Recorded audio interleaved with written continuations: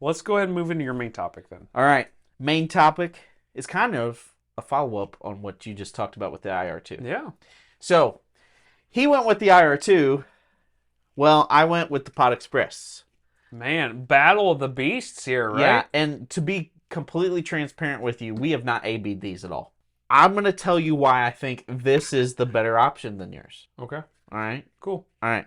So I bought this year. I thought it was too cool to pass up because not only do you have different amps, and this is a great... I like the little clicky sound. I know. Makes. Listen.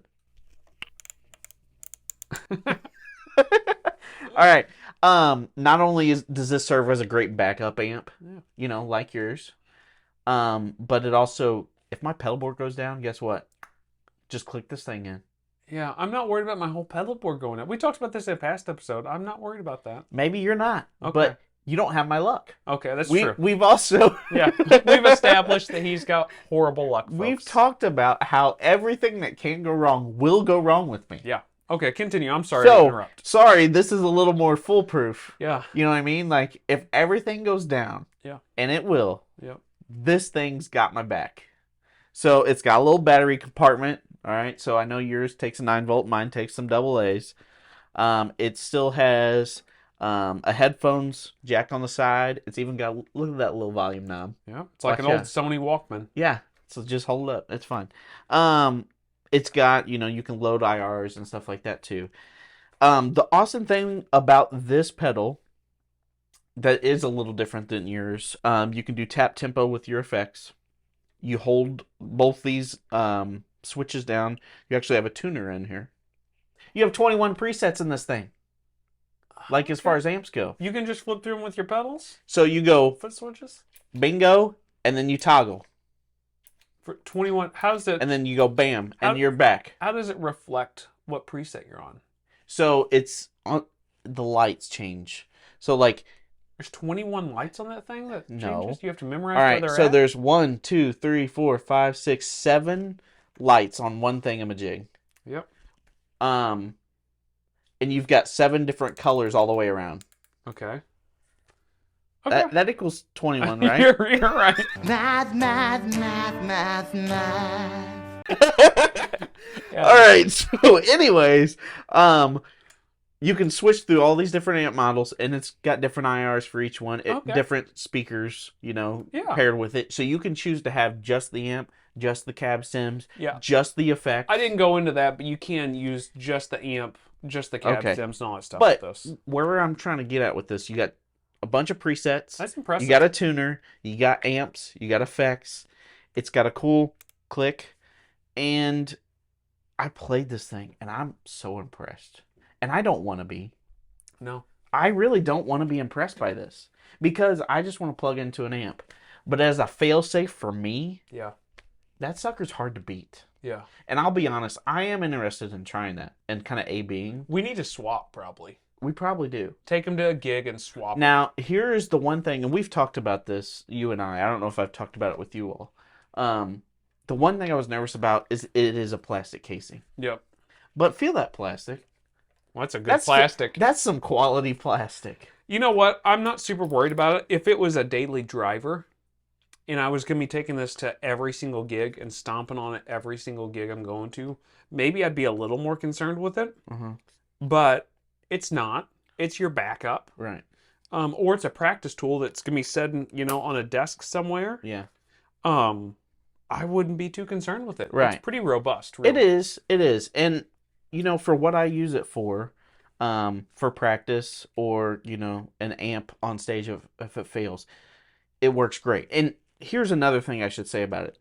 I'm not too worried about the plastic casing because what's going to happen is when my amp goes down, there's going to be one amp setting I'm going to have on here, and I'm not going to be cycling through all the presets. Yeah. I'll be real honest. Like, I might have 5 different presets that I'll decide to have in here, and that's going to be all I'll need. Yeah. That's kind of like me with this, is my thoughts is the 2 presets I'm going to get out of it is all I'm going to need. We can talk a little bit, kind of our thoughts with it too now, I guess.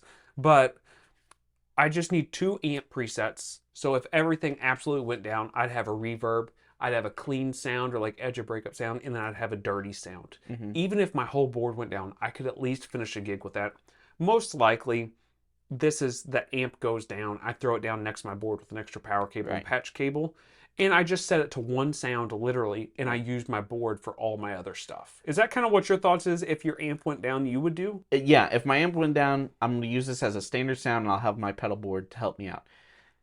But, like I said, this is also a backup for my pedal board. Yeah. So I probably will have maybe 5 other presets that are going to be literally just what I would need on the gig. Yeah. Like a slapback delay with a drive sound, and then like a longer delay. So like I said, 5 amp sounds on one preset, and maybe the 5 others with the, actual effects I would need. Yeah.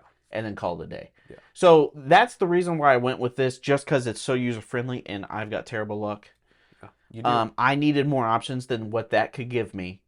But I'm going to let you know, I'm super impressed with these sounds. You needed more options because you wanted to cover your pedal board too.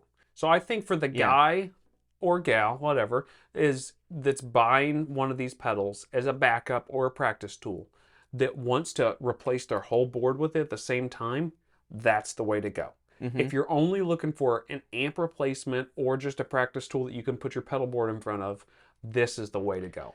And I do want to say the pros and cons of it. Their sizes are very similar. They are. And mine's top mountain jacks and yours side. So as far as pedals it's going to take up about the same space. About the same space. I think something else to mention is, yes, this has more flexibility. There's no denying it. Yep. It does. But that is probably more robust and more durable. Yeah, I think that, after the apocalypse, Greg Koch always says that Telecasters will be the only thing that's in tune. But I'm pretty sure Boss pedals will still be working, so you'll be able to plug them into a Boss pedal. Yeah. So I don't ever worry about a Boss pedal. Right. Whenever I bought this, there was an option to buy an extended warranty. Mm-hmm. And you laughed at it. I was like, and you said, that's funny. No, it's a Boss pedal. Don't get me wrong, there is Boss pedals that definitely go out. So the lights will go out, but it'll still work. Yeah, sometimes an LED goes out, but it'll be fine. However, I don't think either one of these pedals is a bad option for practice tools or for a backup. Also, to be honest with you, after plugging it in to a main sound system, these things sound great. Yeah. Or this one does anyway. I'm sure, I know you've told me that yours sounds great also. Yeah, it's phenomenal. If you get stuck, you show up to a gig and they're like, hey bud, this is silent stage only. Yeah. Or you're in a band like, your situation you got going on, a lot of your guys are going direct. Right. If you get there and they're like, no, you really do have to go direct. We're not having any live sound. Like, oh, shoot. Without this, I don't have an option. Yeah. These are, incredible options we've got today. Yeah. We wanted to do a follow-up on them because, honestly, I think you said it the other day, and I agree. You said that's the best purchase you've made all year. Yep. And I think this is the best purchase I've made all year. So I also got this used for a heck of a deal. Yeah. And I was like, I'd be stupid not to buy it. And then I bought it, and I was like, that's the best amount of money I've spent all year long. Yeah. And we both bought quite a bit of gear this year and went through quite a bit of gear. But I think it says something about what these manufacturers are doing and how they're coming out with things. I think It's just so convenient. Yeah, I think... And that's one of the reasons why, everyone's going direct, is it's so convenient. Well, some of it's convenient. We've talked about it a million times, and I don't want to harp and go down a whole nother road here. Right. This episode's been long enough for you guys. But it's not convenient to menu dive. It's not convenient to jump through a bunch of hoops to try to find your sounds.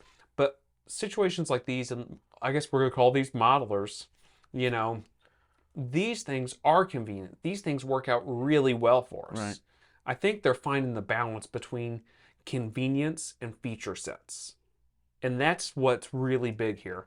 They're both really well featured. Yours has a few more features than this one has. And this one, physically, I think has a little bit different features than that one.